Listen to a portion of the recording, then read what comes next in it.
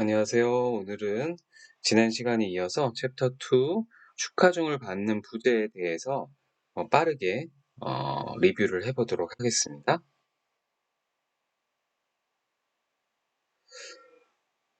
이제 축하중을 받는 부재의 길이 변화를 살펴보면 축하중을 받는 부재란 이제 인장과 압축만을 받는 구조물을 이야기하고 가장 쉽게 생각하면 코일 스프링을 생각을 해보면 되겠죠. 코일 스프링에 이렇게 P라는 힘이 축방향으로 가해지게 되면 원래 길이였던 L이 델타만큼 늘어나는 현상이 발생하게 되고, 이때 코일 스프링은 선형탄성의 성질을 갖고 있다고 가정하면 P는 K 곱하기 델타라고 표현을 할 수 있었죠. 그때 나오는 이 K가 뭐였냐? K를 강성이라고 부르고요. 스티프니스라고 하고요. 스프링 상수였죠. 이제 고체 각의 재료에선 이제 강성이라고 부르시면 됩니다. 스티프니스고, 이거는 이제 결국에 K는 델타분의 P이기 때문에 힘을 단위 길이로 나눈 거라고 생각을 하시면 되고요. 그리고 얘를 또 다르게 표현을 하면 이제 델타로 표현을 하면 델타는 K분의 1 P라고 표현을 할 수 있을 테고, K분의 1은 그럼 강성의 역수를 F라고 표현을 하면 그 F는 또 컴플라이언스입니다. 그래서 반대 개념이 되는 거죠. 역수라고 생각을 하시면 되고, 그래서 이제 개념을 생각을 해보시면 강성은 크면 클수록 어떻게 되죠? 같은 힘을 줬을 때 변형이 적게 일어나는 거고요. 적게 일어나는 거고요. 컴플라이언스는 반대가 되는 거죠. 그렇죠? 어,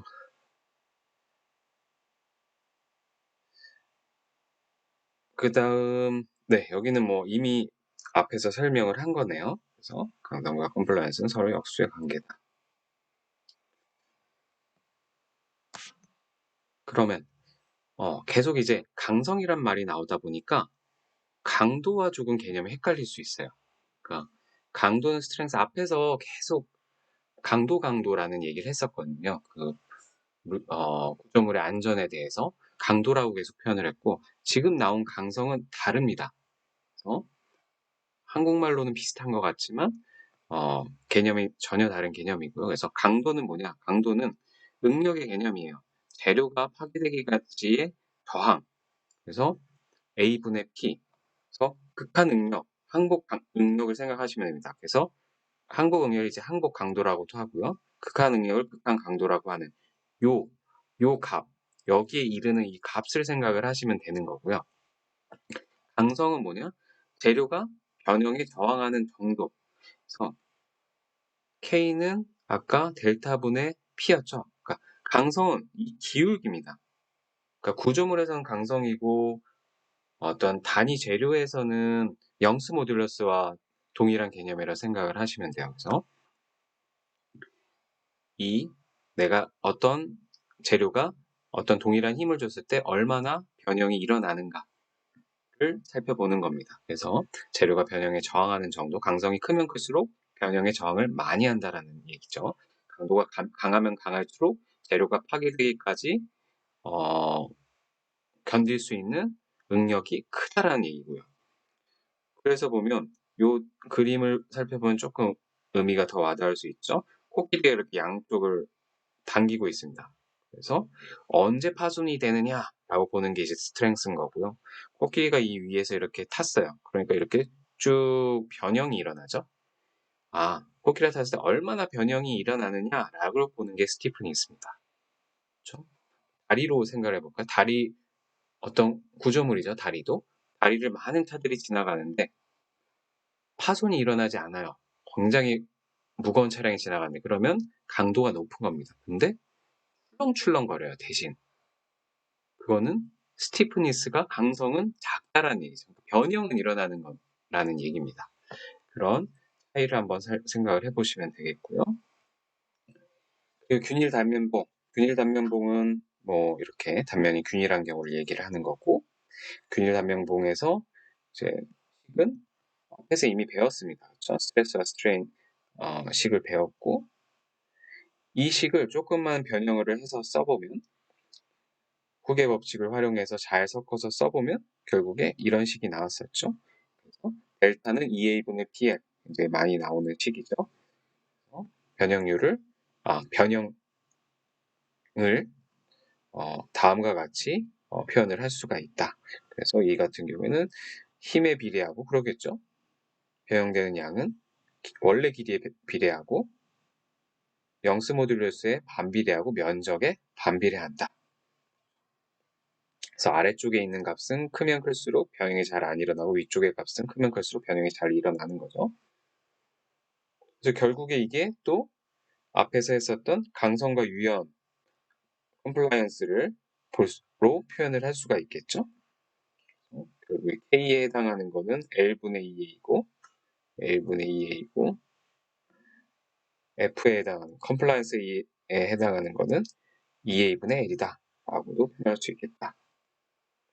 그러면 근데 이제 비균열 상태에서 길이 변화, 그러니까 봉에 양끝에만 힘이 적용하는 게 아니라 중간중간에 힘이 적용할 때 어떻게 했었죠? 이렇게 중간중간 힘이 작용하면 축하중을, 내부 충력을 구해야 되기 때문에, 내부에 어떤 일이 일어나는지 구해야 되기 때문에 중간에 이렇게 잘라서 해석을 했었죠. 각각의. 그럼 이렇게 자르게 되면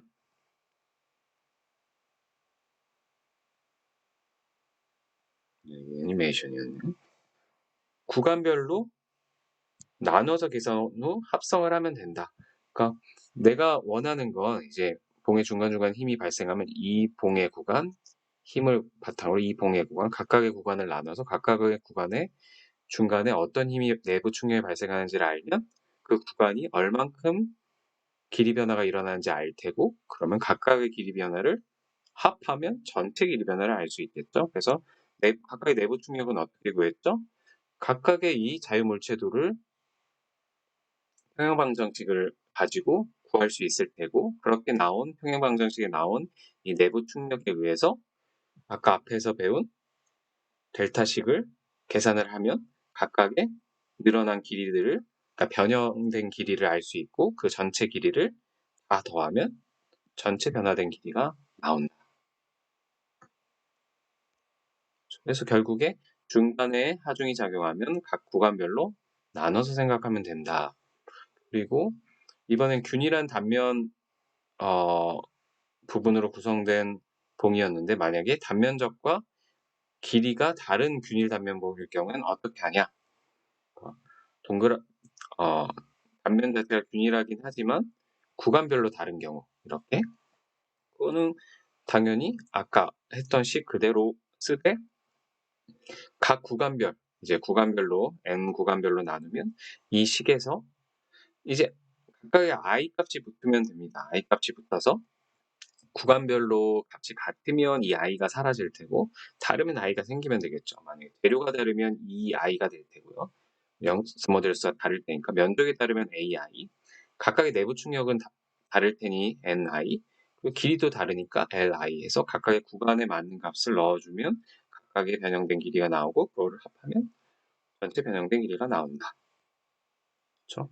그러면 이렇게 연속적으로 변하는 하중 또는 치수는 어떻게 하냐? 보통 연속적으로 변하면 뭘 해요? 적분을 생각하면 됩니다. 그렇죠? 연속적으로 변하는 경우는 항상 뭔가 미소 부분, 이렇게 미소 부분을 떼어내서 구한 다음에 전체에 대해서 적분을 하면 되겠죠.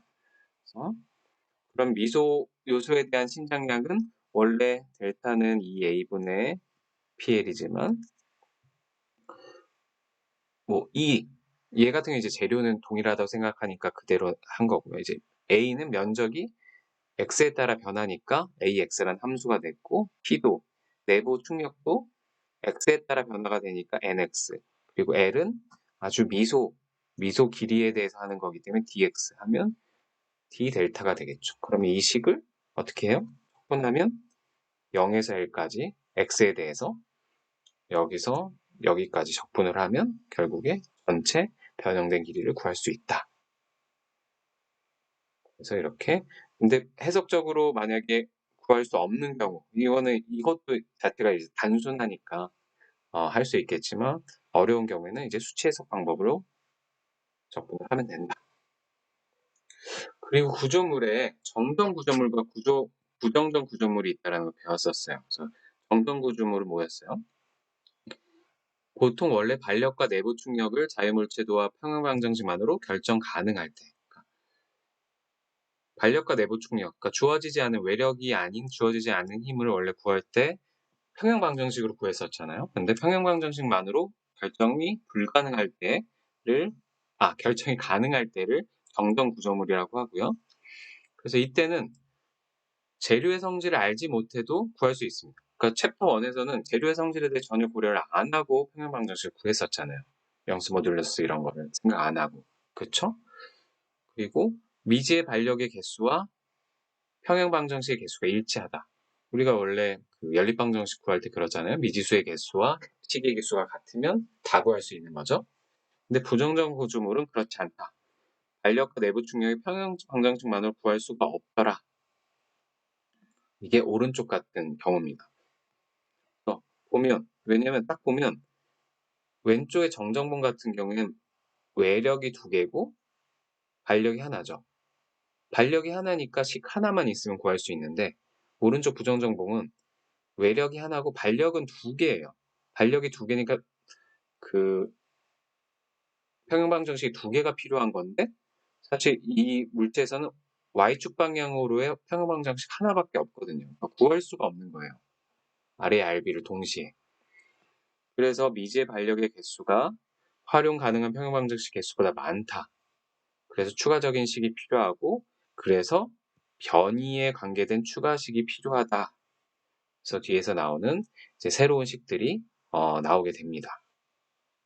그래서 부정정 구조물을 구할 때 3가지가 필요하다고 했어요. 원래는 그냥 정정 구조물인 경우는 평형방정식만 필요했지만 부정정 구조물인 경우에는 적합방정식이 하나 더 필요하죠. 그래서 뭔가 길이에 대한 제한 조건. 그러니까 얘 같은 경우에 문제가 이렇게 양쪽이 막혀 있잖아요. 막혔다 원래 뚫려 있었을 경우에는 아까 그냥 정정 구조물이라서 평형방정식 하나로 구할 수 있었는데 이렇게 막혀 있는 경우에는 이 물체를 보고 여러분들이 이제 적합방정식을 구해야 되죠. 길이에 대해 뭔가 제약 조건이 있구나 보니까 막혀 있으니까 봉전체 길이에는 변화가 없겠다. 그래서 변화된 길이는 0이다 라고 하는 새로운 식을 만들어 주는 겁니다. 그게 적합방정식이고 그 다음에 평형방정식과 적합방정식을 연립해서 풀기 위해서 필요한 것이 힘 변이 방정식입니다. 평형방정식은 힘에 대한 거였잖아요. 얘는 힘에 대한 거고 적합방정식은 변이에 대한 거기 때문에 그거의 둘의 관계인 힘 변이 방정식이 필요하고 그것이 바로 아까 앞에서 계속 배웠던 변이식이죠. 얘를 이용을 해서 두 식을 연립할 수 있다. 그래서 평형방정식은 힘의 평형에 대한 식, 적합방정식은 변이의 조건에 대한 식, 힘 변이 관계식은 이 두 힘과 변이의 관계. 그래서 우리가 배운 이 식을 통해서 이 3개가 모여서 부정적 구조물을 풀 수 있다. 구조 역학의 원리를 나타내는 3가지 기본 식이다. 그리고 또 열 효과라는 게 있습니다. 그쵸? 그러니까 외력이 이제 힘으로만 발생을 할 수도 있지만 이제 온도 변화에 의해서도 물체가 뭔가 변화를 받을 수가 있죠. 온도 변화에 의해서 생기는 응력을 열응력, 그리고 변형을 변형률을 열변형률이라고 합니다. 열을 가하면 물체는 항상 모든 방향으로 이제 변형이 일어나고 그때의 변형률을 입실론 t라고 했네요. 그리고 알파 곱하기 델타 t. 그냥 온도의 변화에만 비례하는 거죠. 그래서 열 변형률은 팽창은 양, 수축은 음이고 열 팽창 개수가 알파가 이제 재료마다 이제 정해져 있는 거고요. 그리고 응력은 어떻게 구해요? 후계 법칙으로 구하면 되죠. 후계 법칙으로 구하면 아까 그 입실론만 여기다 넣어주면 변형률만 넣어주면 응력을 구할 수 있다. 그래서 온도 변화에 대한 응력에 상응하는 값 열하중 그리고 온도 변이 관계식. 우리가 또 부정전 구조물을 풀려면 온도 변이 관계식이 필요하기 때문에 그리고 이제 델타는 변형률 곱하기 원래 길이고 그러면 변형률은 아까 여기 있던 대로 그대로 갖고 오면 다음과 같이 나타낼 수가 있다. 그래서 결국에 우리가 힘 변이 관계식처럼 온도 변이 관계식이 생겨난다. 그래서 똑같이 이제 정전 구조물과 부정전 구조물을 살펴봤었죠. 그래서 정전 구조물은 연료가의 측면에서 정전 구조물은 뭐냐? 각각의 부재가 수축 팽창한 후에 새로운 조이트 위치가 결정돼. 이게 무슨 말이냐면 보시면 요 정전 트러스에서 온도가 변화하면 예를 들어 뭐 온도가 높아져서 AB도 늘어나고 CB도 늘어나면 이런 식으로 새로운 포인트가 생기겠죠? 근데 이랬을 때 힘이 발생할까요? 자유롭게 늘어나기 때문에 열응력이 발생하지가 않습니다. 부재 변형이 자유로운 경우를 이제 정전 구조물이라고 하고요. 부정전 구조물, 열 효과에서 부정전 구조물이라는 건 일부 부재가 열효과에 의해 변형이 있을 경우 타 부재에 의해 변형이 구속될 때, 그러면 열응력이 발생하는 거예요. 예를 들어 AB가 온도를 줘서 AB가 길어지면 자유롭게 길어질 수 있나요? 나머지 애들이 이렇게 붙잡고 있죠. 그러면 당연히 힘이 중간에 발생하고 응력이 발생을 하겠죠. 얘를 움직이지 못하게 하는. 그래서 그렇게 할 경우, 해석을 수행할 경우에 앞에서 했던 세 가지 평형, 적합, 방정식, 힘 변형 관계식 추가해서 온도 변이 관계식이 추가로 필요합니다. 열 효과에서는. 네. 이번 시간은 챕터 2에 대해서 한번 빠르게 리뷰를 해봤고요. 다음 시간은 챕터 3에 대해서 살펴보도록 하겠습니다. 수고하셨습니다.